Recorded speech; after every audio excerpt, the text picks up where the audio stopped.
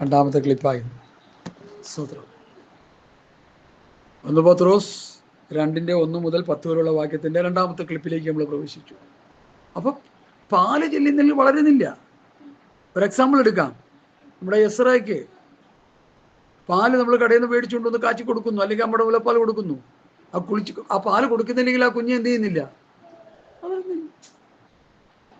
സോമാലിയിലെ കുഞ്ഞുങ്ങളെ പോലെ ഇരിക്കും. തല ഇങ്ങനെ അണ്ടി മാങ്ങാ തേങ്ങ പോലെയും പത്തങ്ങ പോലെയും, വയറിങ്ങനെ ഉന്തി, കൈയും കാലും ഒക്കെ ഞരമ്പ് പോലെ ഇരിക്കും. കാര്യം എന്താ? പ്രോട്ടീൻസ് ഉള്ള ആഹാരം കുഞ്ഞിന് കിട്ടുന്നില്ല. അതുകൊണ്ട് അമ്മമാര് എന്തെല്ലാം പ്രോട്ടീൻസ് ഉള്ളതൊക്കെ കൊടുക്കാൻ പറ്റും അതെല്ലാം കൊടുത്തവരെ വളർത്തിയെടുക്കുക. നല്ല കാര്യം, അങ്ങനെ തന്നെ ആകണം. ഇത് ആത്മീയത്തിലുണ്ടെന്നാണ് ഞാൻ പറഞ്ഞുകൊണ്ടിരിക്കുന്നത്. ഇത് ശ്രദ്ധിക്കാതെ പോകുന്ന ഒരു മേഖലയായി.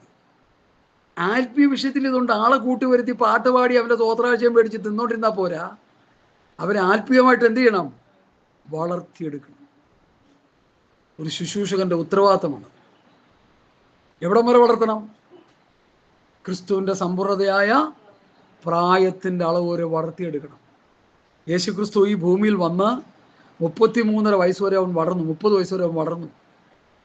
എങ്ങനെയാണ് വളർന്നത്? പിതാവിൻ്റെ ഇഷ്ടം മുഴുവൻ ചെയ്ത് പുത്രൻ വളർന്നു. അങ്ങനെ യേശുക്രിസ്തു മനുഷ്യനായി ഈ ഭൂമിയിൽ ഇരിക്കുമ്പോൾ ദൈവ ഇഷ്ടം ചെയ്ത് ദൈവത്തെ പ്രസാദിപ്പിച്ച് പിതാവിൻ്റെ ഹിതാനുവർത്തിയായി ഒരു വളർച്ച കർത്താവിന് കിട്ടി. അതുപോലെ രക്ഷിക്കപ്പെട്ട് സ്നാനപ്പെട്ട് പരിശുദ്ധാംശം പ്രാപിച്ച ഒരു വ്യക്തി ആത്മികമായി ദൈവവചനം അല്ലെങ്കിൽ മായമില്ലാത്ത പാല് കുടിച്ച് വളരണം. അങ്ങനെ വളർന്നു വരുമ്പോൾ മാത്രമേ എന്ത് കിട്ടത്തുള്ളൂ? രക്ഷയിലേക്ക് പ്രവേശിക്കുള്ളൂ. അന്ത്യകാല രക്ഷയിലേക്ക് പ്രവേശിക്കത്തുള്ളൂ. ആത്മീയ വളർച്ച പ്രാപിച്ച്, ആത്മീയ വർധന പ്രാപിച്ച്, ആത്മീയ നിറവ് പ്രാപിച്ച ഒരു വ്യക്തിയാണ് കർത്താവ് വരുമ്പോൾ എടുക്കപ്പെടുന്നത്. അന്ത്യകാല രക്ഷ, രക്ഷാപൂർത്തിയിലേക്ക് നടത്തപ്പെടുക. അബ്രാഹിലിന്റെ ഭാഷയിൽ പറഞ്ഞ രക്ഷയുടെ പൂർത്തി എന്ന് പറഞ്ഞാൽ എന്താ? കാഹളം നുരിച്ച് കർത്താവ് വരുമ്പോൾ ചേർക്കപ്പെടുക. അപ്പൊ ആ രക്ഷാപൂർത്തിയിലേക്ക് നടത്തപ്പെടണമെങ്കിൽ ഈ വീണ്ടും ജനനം പ്രാപിച്ച വ്യക്തി എന്ത് ചെയ്യണം? ആത്മീയമായി വളർന്നുകൊണ്ടിരിക്കണം. വളരാൻ തടസ്സമായി വിശ്വാസിയിലുള്ള 5 വിധ പാപങ്ങളെ ശുശ്രൂഷകന്മാര് എന്ത് ചെയ്യണം? നിരന്തരമായി അവരെ പറഞ്ഞു പഠിപ്പിക്കണം. ദുഷ്ടതയുണ്ട്, ചതിയുണ്ട്, വ്യാജഭാവമുണ്ട്, അസൂയുണ്ട്, നുണയുണ്ട്. ഈ പറയുന്നവന് ഇതുണ്ടെങ്കിൽ പിന്നെ വിശ്വാസിയുടെ കാര്യം എന്താ അവസ്ഥ? പറയുന്ന പാസ്റ്ററിന് എന്നിൽ അതുണ്ടെങ്കിൽ ഞാൻ നിങ്ങളോട് പറയുന്നത് നിങ്ങളുടെ അവസ്ഥ എന്തായിരിക്കും? ഒരു ഗുണം ഉണ്ടാവില്ല. അതുകൊണ്ട് ഞാൻ എന്നെ ശ്രദ്ധിക്കുന്നത് പലപ്പോഴും നമ്മൾ പല സമയങ്ങളിലും നമ്മളറിയാതെ ഈ 5 വിധ പാപങ്ങളിൽ നമ്മൾ അകപ്പെട്ടു പോകുന്നുണ്ട്. അത് നമ്മൾ അതാത് സമയങ്ങളിൽ എന്ത് ചെയ്യണം? ശുദ്ധീകരണം പ്രാപിക്കണം. തെറ്റ് വരുന്നതും എല്ലാവർക്കും. ഒരു മെഗാ പാസ്റ്റർ എന്ന് പറയുന്ന പാസ്റ്ററിന് ഏറ്റവും കൂടുതൽ തെറ്റ് വരുള്ളൂ എന്ന് ഞാൻ പറയുന്നു. തെറ്റെല്ലാവർക്കും വരും. പക്ഷേ അത് ശുദ്ധീകരണം പ്രാപിച്ചുകൊണ്ടിരിക്കണം. ഏറ്റുപറയണം, ഉപേക്ഷിക്കണം. കർത്താവിൻ്റെ രക്തത്താൽ ശുദ്ധീകരണം പ്രാപിക്കണം. വചനത്താലുള്ള അവനവളെ വചനത്തോടുകൂടിയ ജലസ്നാനത്താൽ ഇപ്പൊ വചനം കൊണ്ട് കഴുകൽ പ്രാപിക്കണം. ആത്മാവിനാൽ ശുദ്ധീകരണം പ്രാപിക്കണം. അങ്ങനെ ശുദ്ധീകരണം പ്രാപിച്ച് വരുമ്പോഴാണ് ആത്മീകമായി വളർച്ച പ്രാപിച്ചു വരുന്നത്. നിങ്ങളെടുത്ത് നോക്കിക്കോ, രക്ഷിക്കപ്പെട്ടിട്ട് 5 വർഷം, 10 വർഷം, 15 വർഷം, 20 വർഷം, 30 വർഷം, 40 വർഷം, 50 വർഷം, നൂറ്റാണ്ടൊക്കെയായി രക്ഷിക്കപ്പെട്ട വ്യക്തികൾ നിങ്ങൾ എൻ്റെ മുമ്പാകെ കൊണ്ടുവന്ന് നിർത്തേ. രക്ഷയെക്കുറിച്ചും വചനത്തെക്കുറിച്ചും ഉപദേശത്തെക്കുറിച്ചും ചോദിച്ചു ഒന്നും പറയത്തില്ല. അവരിങ്ങനെ എന്തെങ്കിലുമൊക്കെ പറഞ്ഞുകൊണ്ടിരിക്കും. കാരണം ഒന്നാമത് അവർ ആരെയും പഠിപ്പിക്കുന്നില്ല, വളർത്തുന്നില്ല. ഗുരുതരമായ ഒരു വീഴ്ചയാണ് വളർത്താതിരിക്കുക. എസ്രേനെ നമ്മൾ വളർത്തിയില്ലെങ്കിൽ എസ്രോയ്ക്ക് എന്ത് സംഭവിക്കും? എസ്രോയ്ക്ക് ആരോഗ്യം നഷ്ടപ്പെട്ട് നശിച്ചു പോകും. അവിടെ നമ്മൾ വളർത്തുക. ചോറ് കൊടുക്കാനൊക്കെ എന്ത് ബഹളം! തിന്നുമോനാണ് വളർത്താനാ. അത് ഫിസിക്കലി അവനെ വളർത്തിയെടുക്കണം. നല്ല കാര്യം, അങ്ങനെ തന്നെയാണ്. അവനെന്തെങ്കിലും പറഞ്ഞാൽ, മടി പറഞ്ഞാൽ തന്നെയും നമ്മൾ അവനെ പറഞ്ഞ് അനുനയിപ്പിച്ച് ഒരു ഫോൺ എടുത്തിട്ട് എന്തെങ്കിലും ഒരു ചെറിയൊരു കോമിക്സ് ഒക്കെ കാണിച്ചു കൊടുത്തിട്ട് വായിലോട്ട് വെച്ച് കൊടുക്കും. അങ്ങനെ തിന്നും. അത് മനുഷ്യരെ കുഞ്ഞിനെ പറ്റുള്ളൂ. ഇതങ്ങനെയല്ല. ഇത് വചനം കേൾക്കുമ്പോൾ നമ്മൾ സ്വയം ഏറ്റെടുക്കണം. വചനം സ്വയം നമ്മൾ ഭക്ഷിക്കണം. വായിലോട്ട് കൊണ്ട് തിരികെ തരാൻ ആരുമില്ല. ഇത് പറയുമ്പോൾ ഈ വചനം എന്ത് ചെയ്യണം? കണ്ണടയിൽ വചനം ഏറ്റെടുത്തുകൊണ്ടിരിക്കണം, ഭക്ഷിച്ചുകൊണ്ടിരിക്കണം. യിരെമ്യാ പ്രവാചകൻ പറയുന്നു, ഞാൻ നിന്റെ വചനങ്ങളെ ഫില്ലിംഗ് ദ ബ്ലാങ്ക്സ്, എന്തോ? ഞാൻ നിന്റെ വചനങ്ങളെ കണ്ടെത്തി ഭക്ഷിച്ചിരിക്കുന്നു. വചനം കണ്ടെത്തണം, അന്വേഷിച്ച് തപ്പിപ്പിടിച്ച് തിന്നണം. അതാ കർത്താവ് പറഞ്ഞ, മനുഷ്യൻ അപ്പം കൊണ്ട് മാത്രമല്ല ദൈവത്തിന്റെ വായിൽ നിന്ന് വരുന്ന സകല വചനം കൊണ്ട് ജീവിക്കുന്നു. കർത്താവ് വചനം പഠിച്ച് പിതാവ് തന്നോട് പറഞ്ഞ കാര്യങ്ങളെല്ലാം അനുസരിച്ച് ജീവിച്ച് വചനം ഉള്ളിൽ നിറഞ്ഞു കിടക്കുക. ആ കർത്താവിൻ്റെ അടുക്കലാണ് അവൻ്റെ പരീക്ഷ. 3 പരീക്ഷാ ഘട്ടങ്ങളെയും കർത്താവ് എന്ത് ചെയ്തു? ദൈവവചനമെന്ന വാളെടുത്ത് അവനെ പ്രഹരിക്കാനിടയായി, വെട്ടാനിടയായി. അവൻ ഓടി. നമ്മളൊക്കെ ആണെങ്കിൽ എന്താണ് അവിടെ സംഭവിക്കുന്നതിനെ കുറിച്ച് ഞാൻ മുമ്പൊക്കെ കുറെ പറഞ്ഞിട്ടുണ്ട്. ആ പലസ്തീൻ നാട്ടിലെ കല്ല് മുഴുവൻ നമ്മൾ അപ്പമാക്കി തീർത്ത് തന്നെ കർത്താവിൻ്റെ ഇടയ്ക്ക് പറക്കി കൊണ്ടുവന്നിട്ട്, എന്നിട്ട് അപ്പക്കച്ചവടം തുടങ്ങി അവസാനം നശിച്ച് നരകത്തിലോട്ടും പോയി തന്നെ. എന്നെ കേൾക്കുന്ന പ്രിയപ്പെട്ടവർ, ഞാൻ പറയുന്നതിൻ്റെ സാരാംശം നമ്മൾ മനസ്സിലാക്കുക. പത്രോസിൻ്റെ ഈ വചനം വളരെ ചിന്തനീയമാണ്, വളരെ ഗഹനമാണ്, വളരെ കാതലാണ്. സകല ദുഷ്ടത, ചതി, വ്യാജഭാവം, അസൂയ, നുണ ഇത് നമ്മിലുണ്ടോ എന്ന് നമ്മൾ ശോധന ചെയ്യുക. ഉണ്ടെങ്കിൽ എന്ത് ചെയ്യണം? അതിനെ പുറത്താക്കണം. കർത്താവേ, ദുഷ്ടതയെ തന്നെ വിടിവിക്കണം, ചതിയിൽ തന്നെ വിടിവിക്കണം, വ്യാജഭാവത്തിൽ തന്നെ വിടിവിക്കണം, അസൂയയിൽ തന്നെ വിടിവിക്കണം, നുണ പറയുന്ന അവസ്ഥയുണ്ട്, അതിൽ തന്നെ വിടിവിക്കണം. പെന്തക്കോസ്തുകാർ നുണ പറയുമെന്ന് ചോദിച്ചാൽ നുണയേ പറയുള്ളൂ.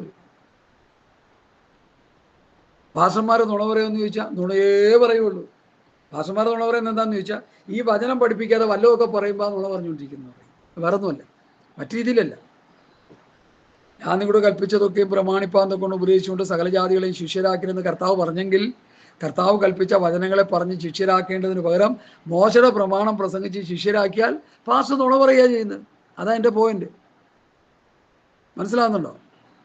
അപ്പം അതുകൊണ്ട് ഈ വാക്യാംശത്തിൽ നിന്ന് ഞാൻ 2-ാം വാക്യത്തിലേക്ക് വരികയാണ്. അതുകൊണ്ട് ഈ കാര്യം നമ്മൾ നന്നായിട്ട് മനസ്സിലാക്കുക. ഇതിനേക്കാൾ ഗഹനമായ നിലയിൽ പിന്നെയും നമ്മൾ ഈ കാര്യങ്ങളൊക്കെ പഠിക്കുമെന്നുള്ളത് കൊണ്ട് ഞാൻ അടുത്ത 4-ാം വാക്യത്തിലേക്ക് വരുന്നു. സ്തോത്രം.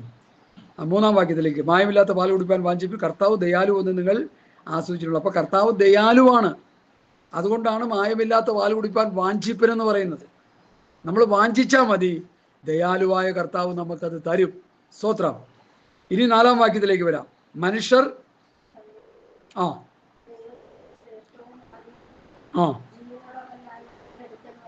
ആമേൻ.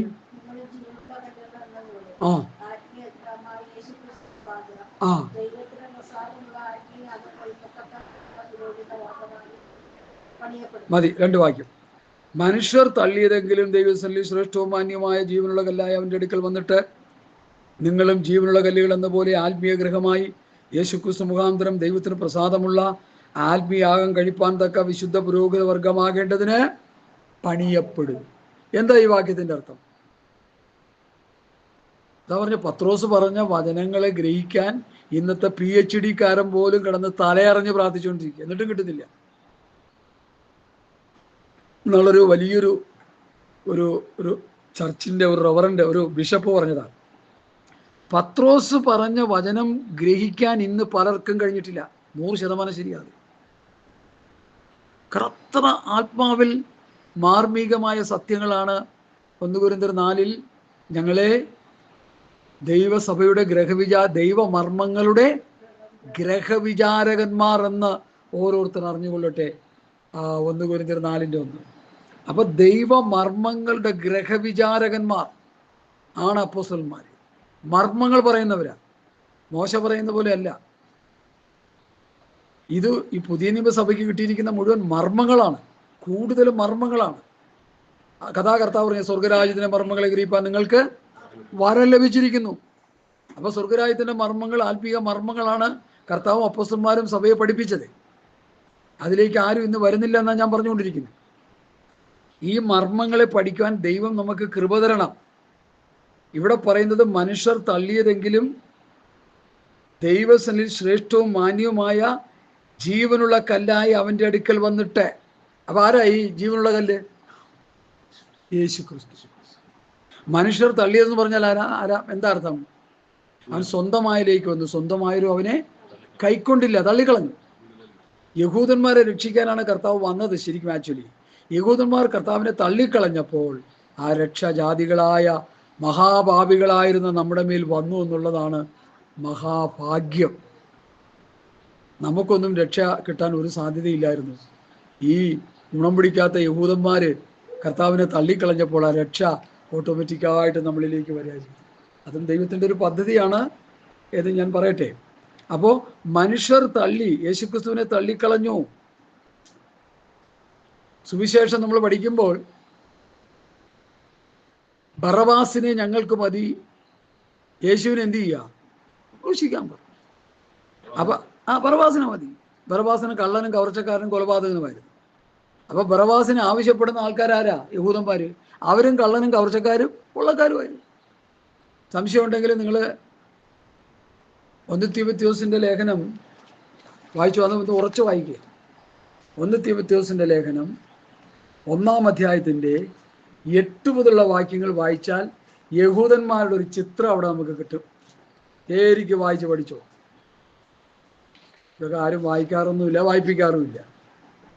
വായിപ്പിച്ചു കഴിഞ്ഞാൽ സംഗതി പൊളിഞ്ഞു പോയി. അതുകൊണ്ടാണ് 1 തീമോഥെയോസ് 1-ാം അധ്യായത്തിന്റെ ന്യായപ്രമാണത്തിന്റെ വ്യവസ്ഥയിൽ കിടന്നവരുടെ ചിത്രം ഇവിടെ പൗലോസ് പറയുക. ഞാൻ വായിക്കണോ? ന്യായപ്രമാണമോ നീതിമാനല്ല, അധർമ്മികൾ, അഭക്തർ, അനുസരണം കെട്ടവർ, പാപികൾ, അശുദ്ധർ, ബാഹ്യന്മാർ, പൊതുഗന്ധാക്കൾ, മാതുഗന്ധാക്കൾ, കുലപാതകന്മാർ, ദുർനടപ്പുകാർ, പുരുഷവൈദിനക്കാർ, നരമോഷ്ടക്കാർ, പോഷ്ക് പറയുന്നവർ, സത്യം ചെയ്യുന്നവർ എന്നിവക്കാർക്കും പത്യോപദേശത്തിന് വിപരീതമായ മറ്റേതിനും അത്രേ വെച്ചിരിക്കുന്നത് എന്ന് ഗ്രഹിച്ചുകൊണ്ട്. അപ്പൊ ന്യായപ്രമാണം എന്തിനാ? ആർക്കുള്ളതാ? ഈ കള്ളന്മാർക്കുള്ളതാ. ഇത് ഞാനാണോ പറയുന്നത്? പൗലോസ് പറയല്ലേ. അധർമ്മികളും അഭക്തരും അനുസരണം കെട്ടവരും പാപികളും അശുദ്ധരും ബാഹ്യന്മാരും പുതുഗന്ധാക്കൾ, മാതുബന്ധാക്കൾ, കുലപാതകന്മാർ, ദുർനടപ്പുകാർ. ഈ ന്യായപ്രമാണം സഭകളിൽ പ്രസംഗിക്കുന്നവരുടെ ഇടയിലൊക്കെ ഈ പ്രവൃത്തികളുണ്ട്. അവരത് മൂടി വയ്ക്കുക. ഇവിടെ നമ്മളതിട്ട് കുത്തിപ്പൊക്കി പറയും. കോടതിയിൽ പോവുകയും കേസുണ്ടാക്കുകയും ചെയ്യും. വഴക്കുണ്ടാക്കുന്നവരല്ലേ നിങ്ങൾ. ദൈവവചനം പ്രസംഗിക്കുന്ന നിങ്ങൾ എന്തിനാ കോടതിയിൽ പോകണം? കേസിന് പോകണം നമ്മൾ പറയും. അപ്പൊ ചിലരെങ്കിലും കേട്ടിട്ട് പറയാം, പക്ഷെ നല്ല കാര്യമായി, പറഞ്ഞത് നന്നായി, വലിയ സ്റ്റേജൊക്കെ കെട്ടി കൺവെൻഷൻ നടത്തിയിട്ടൊന്നും കഥയില്ല. ആദ്യം ചെയ്യേണ്ട കാര്യങ്ങൾ ചെയ്യേണ്ട പോലെ ചെയ്യണം. കേസും കോടതിയൊക്കെ പിൻവലിക്കണം. സഹോദരൻ കൊടുത്ത കേസൊക്കെ പിൻവലിക്കണം. വടക്കും വക്കാളങ്ങളൊക്കെ പറഞ്ഞു തീർക്കണം. കൺവെൻഷൻ നടത്തിയപ്പോൾ പന്തൽ കിട്ടിയതിൻ്റെയും ആഹാരം കൊടുത്തതിൻ്റെയും കസേര കൊണ്ടുവന്നതിൻ്റെയും ഒക്കെ കണക്കുകൾ പറഞ്ഞ് കള്ളക്കണക്കുകൾ ചെയ്തതൊക്കെ പരിഹരിക്കണം. കഴിഞ്ഞ പ്രാവശ്യത്തെ കൺവെൻഷൻ്റെ ഏടാകൂടങ്ങളൊക്കെ പരിഹരിച്ചിട്ടാണ് ആ പുതിയ കൺവെൻഷൻ നടത്തുന്നത്. അല്ല, പല കേസും കോടതി കിടപ്പുണ്ട്. അതാ നമ്മൾ പറയുന്നത്, അല്ല വേറെ ഒന്നുമില്ല. നിങ്ങൾ കൺവെൻഷൻ നടത്തുകയോ അമേരിക്കയിൽ നിന്ന് കൊണ്ടുവന്ന് പ്രസംഗിക്കുകയോ ലണ്ടനിൽ നിന്ന് കൊണ്ടുവന്ന് പ്രസംഗിക്കുകയോ ഇതൊന്നും നമുക്ക് വിഷയമല്ല. ഓരോ പ്രാവശ്യവും നമ്മളിൽ വന്നുകൂടുന്ന വൈകല്യങ്ങൾ, തെറ്റുകുറ്റങ്ങൾ, പാപങ്ങൾ, അത് പരിഹരിക്കപ്പെട്ടതിന് ശേഷം വേണം അടുത്ത പ്രൊജക്റ്റിലേക്ക് നീങ്ങാൻ. ഉള്ള കണ്ട പാപങ്ങളെല്ലാം കൂട്ടി വെച്ചിട്ട് എന്ത് കൺവെൻഷൻ? ആർക്ക് വേണം ഇത്? ആർക്ക് വേണം? ഇതിനിടയിലും എനിക്ക് വളരെ സന്തോഷം നൽകുന്നത് ചില ദൈവദാസന്മാരെ ഇങ്ങനെ തെറ്റ് ചെയ്യുന്നവരെ ഇരുത്തിക്കൊണ്ട് പൊരിച്ചെടുക്കുന്നു എന്നുള്ളത് എനിക്ക് വലിയ സന്തോഷമാണ്. എന്നിട്ട് വാസന്മാരുണ്ട്, ഞാൻ പിന്നീട് പേര് പറയാം. അവർ നല്ല കറതീർന്ന വചനം പറയും. ഒക്ലഹോമയിൽ നിന്ന് വന്ന, അമേരിക്കയിൽ നിന്ന് വന്ന ഒരു ദൈവദാസൻ, തോമസ് എന്നിട്ടാണ് പേര്. നല്ല ഭംഗിയായിട്ട് ദൈവവചനം പറയും.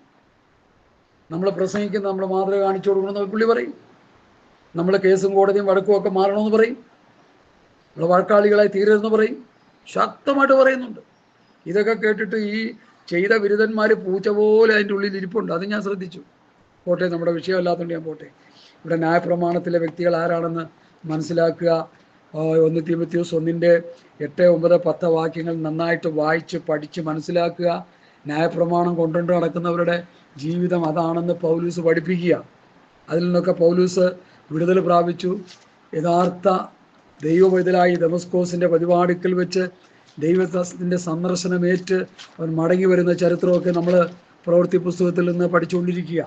ഞാൻ പത്രോസിൻ്റെ ലേഖനത്തിലേക്ക് മടങ്ങി വരുന്നു. അപ്പോൾ ഇവിടെ പത്രോസ് പറയുന്നത്, വായിക്കാ വാക്യം ഒന്നുകൂടി. മനുഷ്യർ തള്ളിയതെങ്കിലും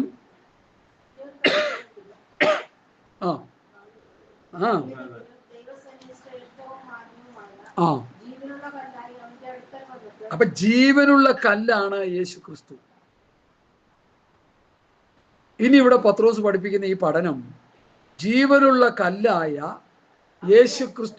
യേശുക്രിസ്തുവിനോട് ചേർത്ത് യേശുവിൻ്റെ അടുക്കൽ വന്ന് ജീവൻ പ്രാപിച്ച കല്ലുകളെ ഈ ജീവനുള്ള കല്ലുകളോട് ചേർത്ത് ഉപദേശപ്രകാരം പണിത് ദൈവാത്മാവ് വസിക്കുന്ന ഒരു മന്ദിരമാക്കി തീർക്കുന്നൊരു പഠനമാണ് ഇവിടെ കിടക്കുന്നത്.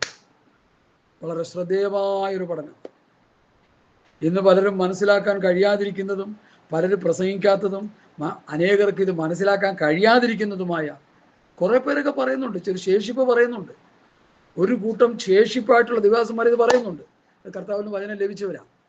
അല്ലാത്തവരൊക്കെ ഇതൊന്നും മനസ്സിലായിട്ടില്ല ഇതുവരെയും. മനുഷ്യർ തള്ളിയ കല്ലാണ് യേശുക്രിസ്തു എന്ന് നമ്മൾ മനസ്സിലാക്കി.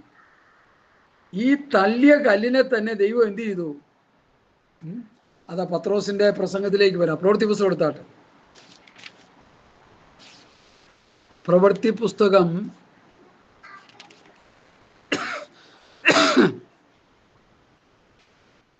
അതിൻ്റെ 4-ാം അധ്യായത്തിന്റെ 11-12 വാക്യം വായിക്കാട്ടെ.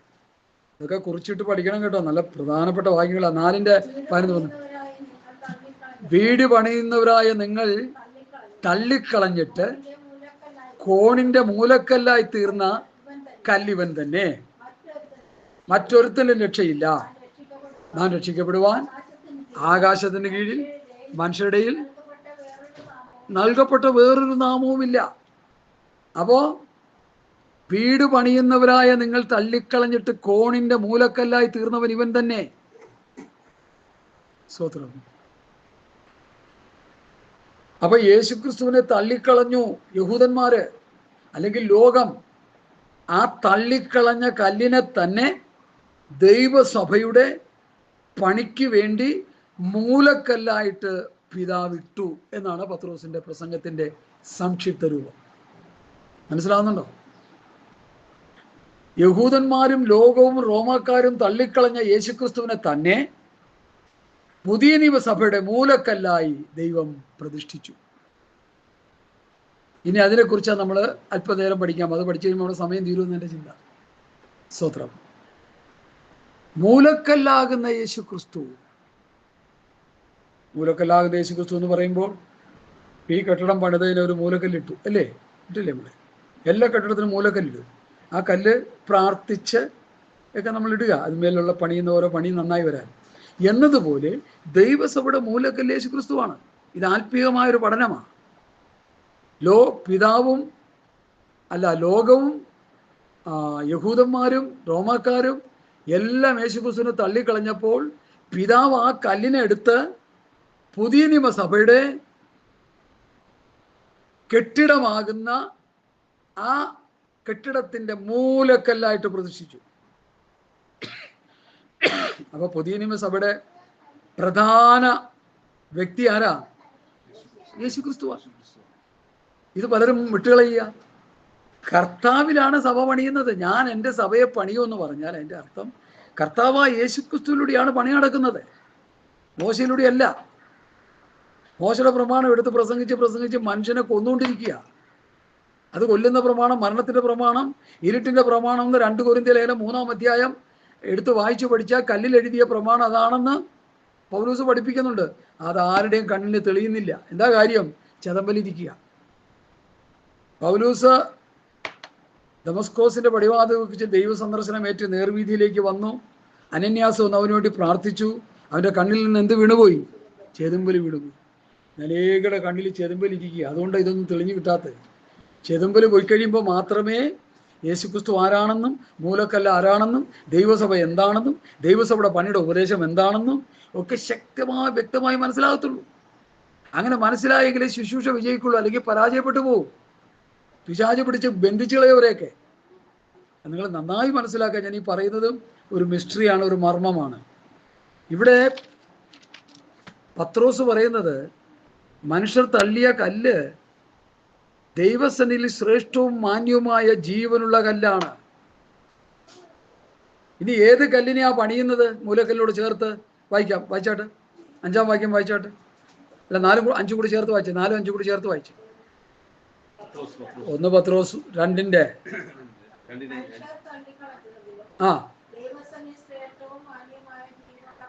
ആ ആ ആ ആ ആ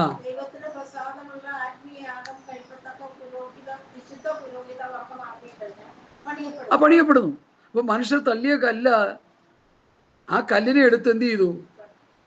ദൈവത്തിന് ശ്രേഷ്ഠവും മാന്യമായ ജീവനുള്ള കല്ലായ ആ യേശുക്രിസ്തുവിന്റെ അടുക്കൽ. അപ്പൊ മനുഷ്യർ തള്ളിയ കല്ലിന്റെ അടുക്കൽ തന്നെ മനുഷ്യരാകുന്ന നമ്മൾ വന്ന്, അല്ലെങ്കിൽ ക്രിസ്തുവിന്റെ അടുക്കൽ വന്ന് ജീവൻ പ്രാപിക്കണമെന്ന് സാരം. അതാ ഇവിടെ പറയുന്ന പത്രോസ്.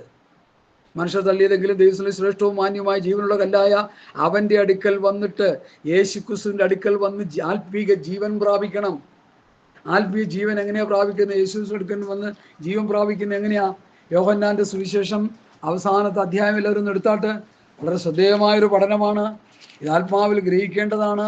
സ്തോത്രം. ശ്രദ്ധിച്ചൊന്ന് കേട്ട് പഠിച്ചു നോക്കി. മത്തായിയുടെ യോഹന്നാന്റെ സുവിശേഷം 19-ാം അധ്യായത്തിന്റെ 20, 30, 31 വാക്യങ്ങൾ ഞാൻ വായിക്കുന്നു, ശ്രദ്ധിക്കുക. ഈ പുസ്തകത്തിൽ എഴുതിയിരിക്കുന്നതല്ലാതെ മറ്റനേകം അടയാളങ്ങളും യേശു തന്റെ ശിഷ്യന്മാർ കാണുക ചെയ്തു. എന്നാൽ യേശു ദൈവപുത്രനായ ക്രിസ്തു എന്ന് നിങ്ങൾ വിശ്വസിക്കേണ്ടതിനും വിശ്വസിച്ചിട്ട് അവന്റെ നാമത്തിൽ നിങ്ങൾക്ക് ജീവനുണ്ടാകേണ്ടതിനും ഇത് എഴുതിയിരിക്കുന്നു. അപ്പൊ യേശുക്രിസ്തുവിൽ വിശ്വസിച്ച് ജീവൻ പ്രാപിക്കണം, ആത്മീക ജീവൻ ഉണ്ടാകണം. യേശു ദൈവപുത്രനായ ക്രിസ്തു എന്ന് നിങ്ങൾ വിശ്വസിക്കേണ്ടതിനും വിശ്വസിച്ചിട്ട് അവന്റെ നാമത്തിൽ നിങ്ങൾക്ക് ജീവൻ ഉണ്ടാകേണ്ടതിനും ഇത് എഴുതിയിരിക്കുന്നു. അപ്പൊ യേശുക്രിസ്തുവിൽ വിശ്വസിക്കുമ്പോൾ ഒരു മനുഷ്യന് കിട്ടുന്നത് എന്താ? ജീവൻ, ആത്മീക ജീവൻ. യേശുവിന്റെ പാപത്തിന് വേണ്ടി മരിച്ചു എന്ന് ഹൃദയം കൊണ്ട് വിശ്വസിക്കുമ്പോൾ ആ വ്യക്തിക്ക് എന്ത് കിട്ടുന്നു? അവനിൽ മരിച്ചു കിടക്കുന്ന ആത്മാവ് ജീവൻ പ്രാപിക്കുന്നു, ജീവൻ പ്രാപിക്കുന്നു. അതാ ഇവിടെ എഴുതി വച്ചേക്കുന്നത്. ഹല്ലേലൂയ.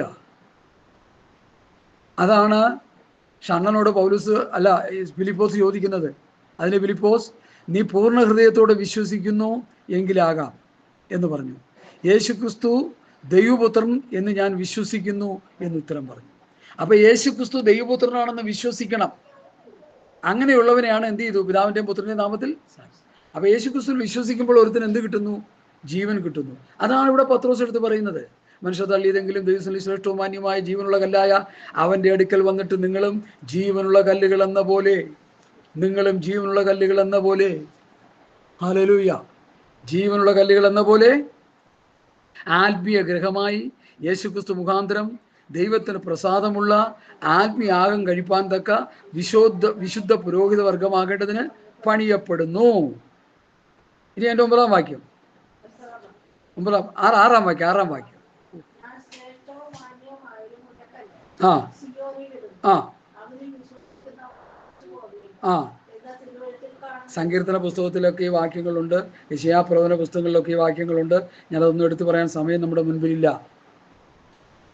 ഞാൻ ശ്രേഷ്ഠവും മാന്യമായ മൂലക്കല്ല് സിയോനിലിടുന്നു. യേശുക്രിസ്തുവിനെ കുറിച്ചായി പറയുന്ന മൂലക്കല്ല്.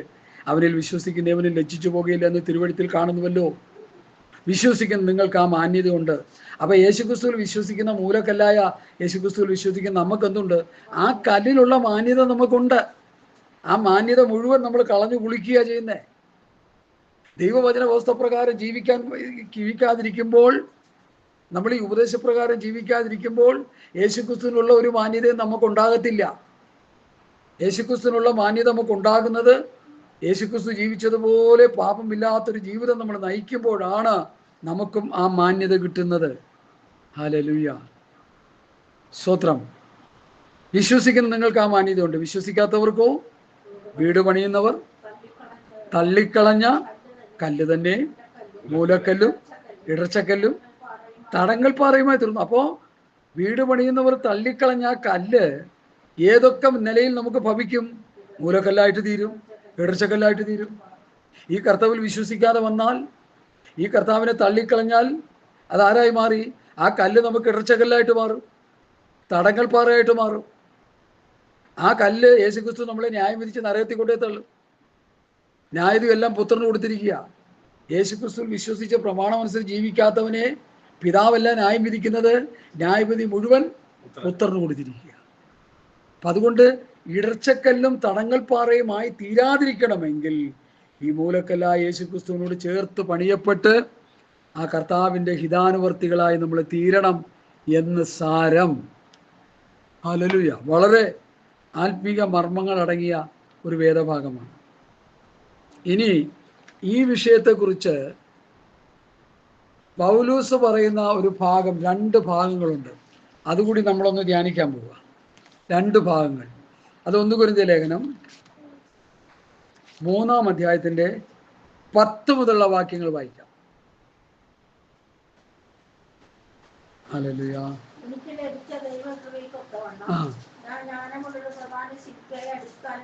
ഇട്ടിരിക്കുന്നു. ആമേൻ.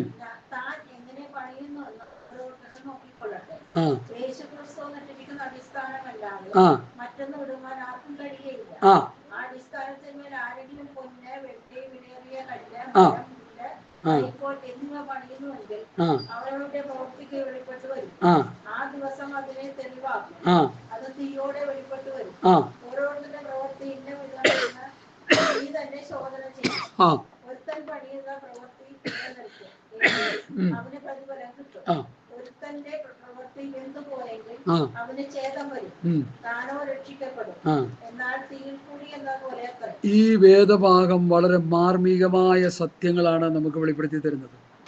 അധികം പ്രസംഗിക്കപ്പെടാത്ത വേദഭാഗങ്ങളാണ് ഈ ഭാഗങ്ങളൊക്കെ. എനിക്ക് ലഭിച്ച ദൈവകൃപയ്ക്കൊത്തവണ്ണം ഞാൻ ജ്ഞാനമുള്ളൊരു പ്രധാന ശില്പിയായി അടിസ്ഥാനമിട്ടിരിക്കുന്നു. പ്രധാന ശില്പി, മാസ്റ്റർ ബിൽഡർ, യേശുക്രിസ്തുവാകുന്ന മൂലക്കല്ലിനോട് യേശുക്രിസ്തുവിൻ്റെ സുവിശേഷം പ്രസംഗിച്ച് കൊണ്ടുവരുന്നവരെ, രക്ഷിക്കപ്പെട്ടു വരുന്നവരെ ഈ മൂലക്കല്ലാകുന്ന ക്രിസ്തുവിനോട് ചേർത്ത് പണിയപ്പെടുന്ന ഒരു മാസ്റ്റർ ബിൽഡറായിരുന്നു പൗലോസ്, പത്രോസ്, യോഹന്നാൻ, യാക്കോബൊക്കെ. ഇന്നത്തെ മാസ്റ്റർ ബിൽഡർമാരുടെ കാര്യം പറയാതിരിക്കാൻ ഭേദം. ദൈവമക്കളെ, സഭാപണി എന്ന് പറഞ്ഞാൽ ഞാനിത് മനസ്സിലാക്കിയെടുത്തോളം ഈ മൂലക്കല്ലാകുന്ന യേശുക്രിസ്തുവിനോട് ചേർത്ത് പണിയപ്പെടുന്ന പണിയാണ് സഭാപണി. അല്ലാതെ കുറെ എന്തെങ്കിലുമൊക്കെ ചെയ്തു കൂട്ടുന്നതല്ല. വിശ്വാസികളെ യേശുക്രിസ്തുവിനെ പ്രസംഗിച്ച് രക്ഷയിലേക്ക് നടത്തുക. മറ്റൊരുത്തരും രക്ഷയില്ല, നാം രക്ഷിക്കപ്പെടുവാൻ ആകാശത്തിന് ഭൂമിയുടെ നൽകപ്പെട്ട ഒരു നാമമില്ല. അങ്ങനെ പ്രസംഗിച്ച് അവരെ രക്ഷയിലേക്ക് നടത്തിയിട്ട് അവരെ കൊണ്ടുവന്ന് മൂലക്കല്ലാകുന്ന യേശുക്രിസ്തുവിനോട് ചേർത്ത് പണിത് ദൈവാത്മാവ് വസിക്കുന്ന ഒരു മന്ദിരം, അത് എഫെസ്യ ലേഖനത്തിലേക്ക് നമ്മൾ വരുന്നുണ്ട്, ആ ദൈവാത്മാവ് വസിക്കുന്ന ഒരു മന്ദിരമാക്കി തീർക്കുക. അങ്ങനെ ദൈവാത്മാവ് വസിക്കുന്ന ഒരു മന്ദിരമാകുന്ന ഒരു വിശ്വാസിയെ ചേർക്കാനാ കർത്താവ് വരുന്നത്. ഈ മന്ദിരത്തിൽ പാപം ചെയ്തുകൊണ്ടിരുന്നാൽ ഈ ദൈവാത്മാവ് വസിക്കുന്ന മന്ദിരം നമ്മളിൽ നിന്ന് ദൈവത്തിൻ്റെ ആത്മാവ് വിട്ടുപോകും. അതുകൊണ്ടാണ് ദൈവത്തിൻ്റെ പരിശുദ്ധാത്മാവിനെ ദുഃഖിപ്പിക്കരുത്, അവനാലാൽ വീണ്ടെടുപ്പ് നാളിലേക്ക് നിങ്ങളെ മുദ്രയിട്ടിരിക്കുന്നു. അപ്പോൾ പരിശുദ്ധാത്മാവിനെ നമ്മളിൽ തന്നിരിക്കുന്നു. ഈ പരിശുദ്ധാത്മാവ് നിങ്ങൾ ദൈവത്തിൻ്റെ മന്ദിരമാകുന്ന നമ്മളിൽ ആത്മാവ് വസിക്കുന്നുണ്ട്. ഈ ആത്മാവ് പാപം ചെയ്താൽ എന്തു പോകും? വിട്ടുപോകും. പിന്നെ അന്യഭാഷ കാണും, പ്രസംഗം കാണും, പാട്ട് കാണും, പ്രാർത്ഥന കാണും, ആരാധന കാണും, തകർത്ത് വെച്ചുള്ള സകല പരിപാടി നടക്കും.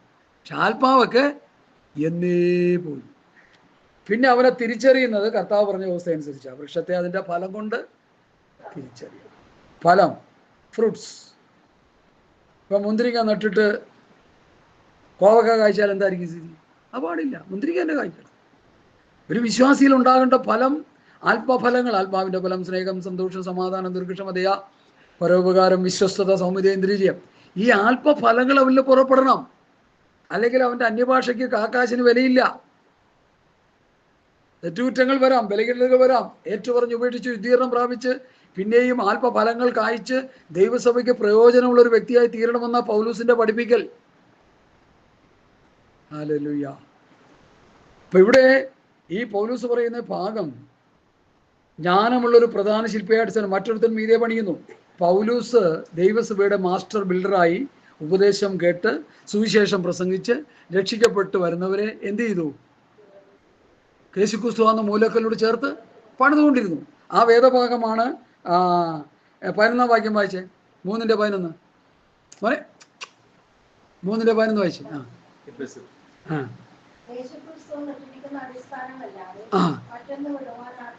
അപ്പൊ പണി അടിസ്ഥാനത്തിൽ തന്നെ ആയിരിക്കണം. യേശുക്രിസ്തുവാകുന്ന ഇട്ടിരിക്കുന്ന അടിസ്ഥാനത്തിൽ വേണം പണിയാൻ. പണി മാറിപ്പോകാൻ പാടില്ല. അതിൻ്റെ അർത്ഥം കർത്താവ് പറഞ്ഞ വചനത്തിൻ്റെ അടിസ്ഥാനം, വ്യവസ്ഥ, ഉപദേശം, അതിലായിരിക്കണം പണി. ദൈവവചനം പ്രസംഗിച്ച് പാപബോധം ഉണ്ടാക്കി, പാപബോധം വരുന്നവനെ പാപങ്ങൾ ഏറ്റുപറഞ്ഞ് ഉപേക്ഷിച്ച് കർത്താവിനെ രക്ഷിതമായി സ്വീകരിക്കാനായിട്ട് നമ്മൾ അവസരം കൊടുത്ത് അവനെ കൊണ്ടുവന്ന് പിതാവിൻ്റെയും പുത്രൻ്റെയും നാമത്തിൽ സ്നാനപ്പെടുത്തി പരിശുദ്ധാത്മാവിൻ്റെ അഭിഷേകത്തിലേക്ക് നടത്തപ്പെട്ട് ദൈവസഭയോട് ചേർത്ത് വെച്ച് ഉപദേശം കൊണ്ടാണ് പണി. അത് യേശുക്രിസ്തു എന്ന് ഇട്ടിരിക്കുന്ന അടിസ്ഥാനം, ആ ഉപദേശത്തിൻ്റെ അടിസ്ഥാനത്തിൽ വേണം, അടിസ്ഥാന ഉപദേശത്തിൽ വേണം പണിയാൻ. ഇപ്പോൾ ഒരു വ്യക്തിയെ കടം കയറിയിരിക്കുന്ന ഒരു വ്യക്തി, കഷ്ടതയിൽ കൂടി പോകുന്ന ഒരു വ്യക്തി, എന്നാൽ ഇരിപ്പുണ്ട്, അവനോട് പ്രസംഗിക്കുന്നത് എന്താ? നിന്റെ കടം മാറ്റിത്തരും, നിന്റെ കഷ്ടത മാറ്റിത്തരും എന്ന് പറയുമ്പോൾ അവൻ ചാടി അങ്ങ് വിശ്വസിക്കും. പ്രാർത്ഥിക്കുമ്പോൾ കടവും മാറും, കഷ്ടതയും മാറും. അവസാനം എന്താ പറ്റും? അവൻ യഥാർത്ഥമായി രക്ഷിക്കപ്പെടുകയില്ല. മനസ്സിലായോ? അതുകൊണ്ട് എന്നെ കേൾക്കുന്ന പ്രിയപ്പെട്ടവരെ, ഒരു വ്യക്തിയെ അവനെ പാപബോധനത്തിനെതിരെ പ്രസംഗിച്ച് അവനെ പാപബോധത്തിലേക്ക് നടത്തണം. അവൻ്റെ പാപത്തിനെതിരെ പ്രസംഗിച്ച് അവനെ പാപബോധത്തിലേക്ക് നടത്തി, സ്തോത്രം, ഹല്ലേലൂയ, അവന് ദൈവവചനമാകുന്ന മന്ന കൊണ്ട് അവനെ എന്ത് ചെയ്യണം? പോഷിപ്പിക്കണം. സ്തോത്രം, hallelujah, hallelujah. Praise the Lord, praise the Lord, praise the Lord, praise the Lord. നമ്മളൊരു കാര്യം മനസ്സിലാക്കേണ്ടത്, ദൈവവചനം പ്രസംഗിച്ച് അവരെ കേൾപ്പിച്ച് അവർക്ക് പാപബോധം ഉണ്ടാകണം, കുറ്റബോധം ഉണ്ടാകണം, അവർക്ക് മാനസാന്തരം ഉണ്ടാകണം. അല്ലാതെ അവരുടെ കഷ്ടത മാറ്റി, അവരുടെ കടം മാറ്റി, അവർക്ക് ജോലി മേടിച്ചു കൊടുത്ത്, അവർക്ക് വീട് വെച്ച് കൊടുത്ത്, അവർക്ക് കാറ് മേടിച്ചു കൊടുത്ത് അവരുടെ ഭൗതിക ആവശ്യങ്ങൾ നിറവേറ്റപ്പെട്ടാൽ അവർ ആത്മീയമായിട്ട് എന്ത് ചെയ്യത്തില്ല? പണിയപ്പെടത്തില്ല. ഇതൊക്കെ വല്ലതും മനസ്സിലാക്കണ്ടോ നമ്മളെ? സ്തോത്രം, സ്തോത്രം.